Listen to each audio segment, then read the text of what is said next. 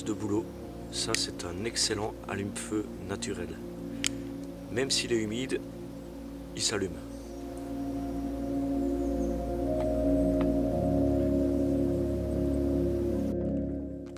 Alors pour prendre du bois, l'idéal c'est prendre du bois en hauteur et prendre un arbre mort sur pied. Si vous prenez du bois qui est au sol, ça va pas parce que c'est en contact de l'humidité. Ici ce que je fais, c'est que je prends ça. Mais ça ne fait aucun mal à l'arbre parce que cette partie-là, ici sur les épicéas, vers le bas, c'est la partie qui est morte.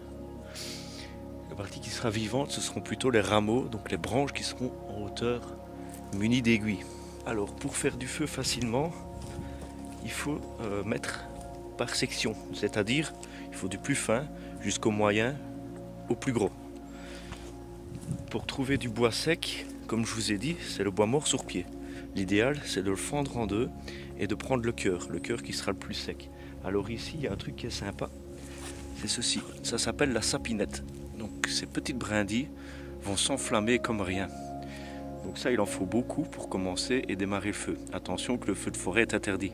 Ici, c'est une zone privée qui appartient à des amis où j'ai l'autorisation de faire du feu. Le bivouac aussi est interdit en forêt.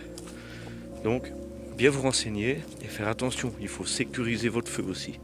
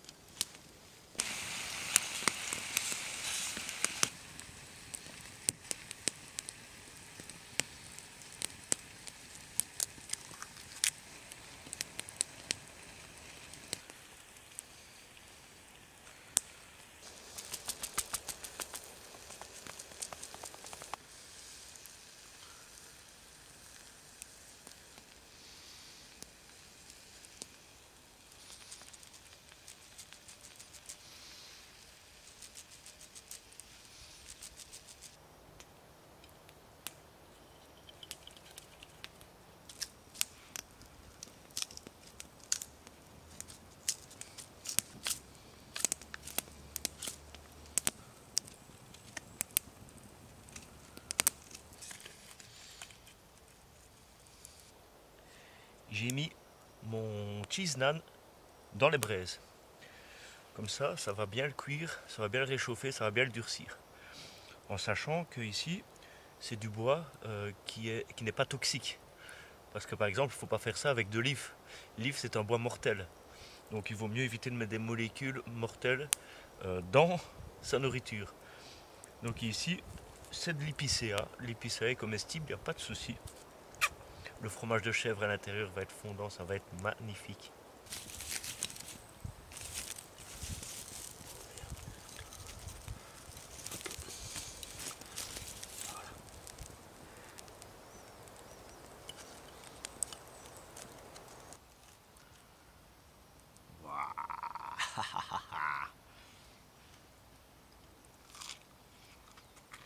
Mmh.